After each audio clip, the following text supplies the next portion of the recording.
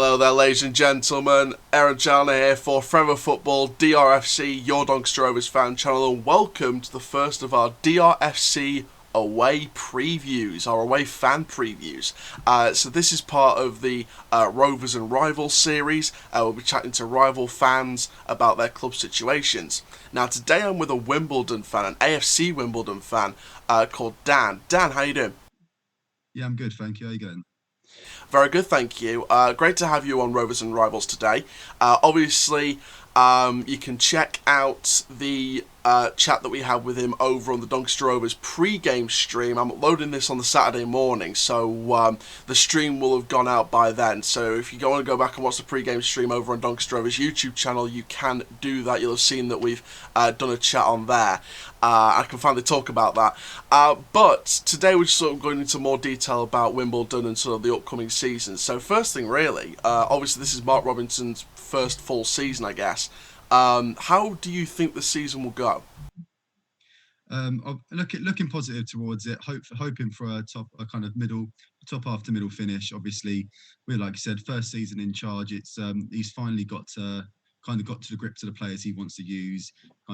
Shipped out the ones he doesn't, and hoping for a positive season. Really, we've got obviously moving into the new ground. Finally, fans are going to be able to go in and watch proper first team football, and just looking forward to the season ahead. Obviously, we always sit at the bottom of the table for a fair chunk of the season and escape it towards the end. So I'm hoping, for the sake of most fans' sanities, that it doesn't last that long at the bottom. I'm hoping for a kind of mid-table finish. Yeah.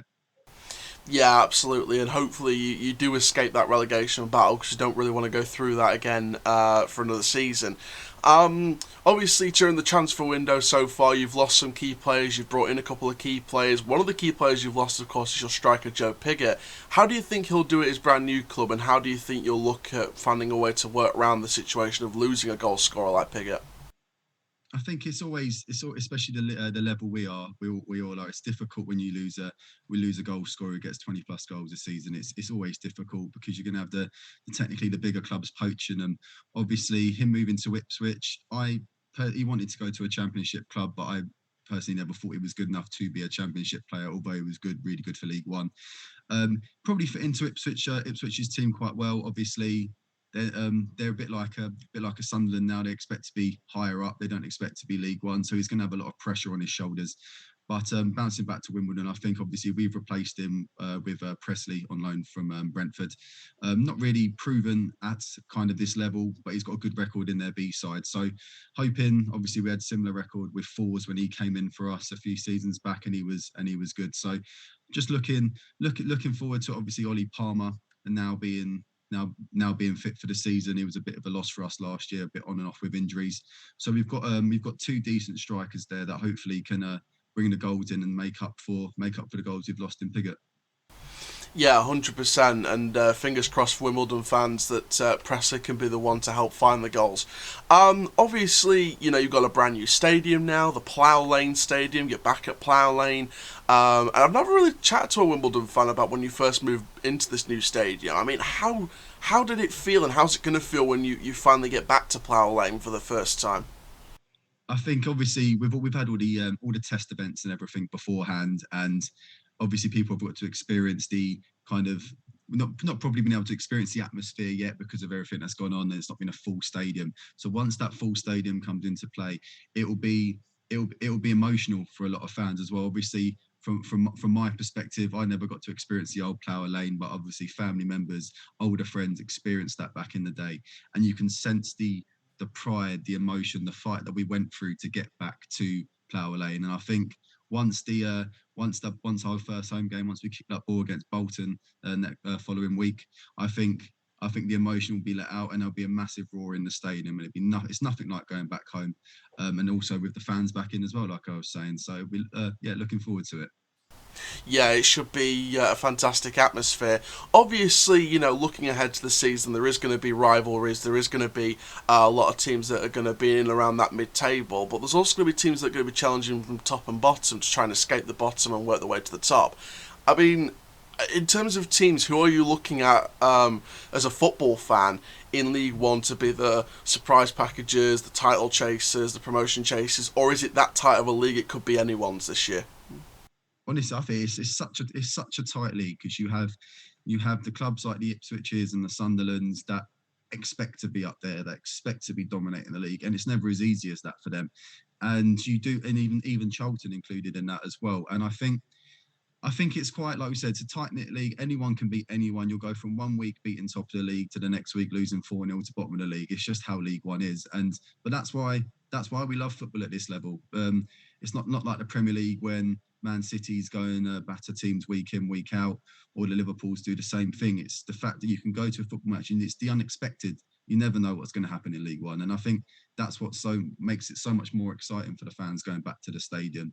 So I'm looking forward to it. But I do think maybe, obviously, it's going to be difficult for Morecambe, difficult for them, obviously. But I think Charlton will be up there. I think they'll be up there this season. But we'll soon see, won't we? Yeah, 100%. And finally, looking ahead from yourself, what are you sort of expecting from Doncaster Rovers? Because we're in our first year of the rebuild under Richie Welland, who's an exciting manager, who's a former player through the golden era of the Sean O'Driscoll days. Are you expecting us to do well in the next few years? Is this the first year of a potentially very exciting era for Rovers, in your opinion? What are your sort of thoughts on the Welland era and what we could be doing? So I think, look, from my perspective, I think it's been quite, obviously we both of us have had a difficult pre-season.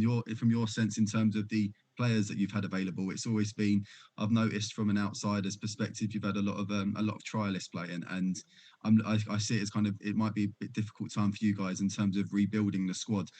And that's always going to be, and with it being this close to the start of the season, it might take a few weeks for all players to gel together and get everything. So getting the results might not come straight away. Well, from our perspective, we hope it doesn't come first game of the season. But yeah, so it might. But in that sense, I've always seen. I think I was from an outsider's perspective a bit disappointed to see you drop down towards the end of the season, because I thought you was going to be up there. Obviously, you was up there. I thought you were going to get the playoffs, guaranteed playoffs, and then I got made to look like a fool when you didn't get it. But yeah, I think you've got a good rebuilding going on. It's just getting them players on board. You've got the right ethos there as well. And I think, because obviously you had a few trialists with you guys. It was at us last season. I know Darnell Johnson's gone to Fleetwood now. And I believe you had Shayon Harrison as well. Yeah. And but I think that, but yeah, it's just like you said, just getting them players on board. Obviously, it might take a few extra weeks for you guys. But yeah, I don't see you being in any trouble at the bottom or anything like that. You just got. I think it's personally mid-table for you guys, I'd say, which isn't exciting. Doesn't sound exciting, but yeah, that's how I see it for you.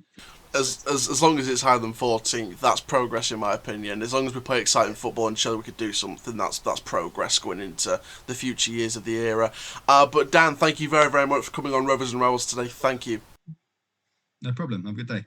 Thank you very much, and thank you guys for watching this. Make sure you go and check out Doncaster Rovers' official YouTube channel. You can see that me and Dan were chatting for the pre-game stream. Obviously, this video is going up on the Saturday morning when obviously the pre-game stream has just finished, just before the match started. So by the time you're watching this, they'll be on the about an hour and a half until the match starts. So you're kind of lucky in the end of the day, because then you get half an hour before the team news comes out. So a bit of hype up for the match. But thank you very much, guys, for watching. Make sure you like, comment, subscribe. And for now, I'm Aaron Chandler from Forever Football DRFC. Keep living the Rovers life, and that, my friends, full-time Rovers till I die. That's another Rovers and Rivals. Rovers till I die.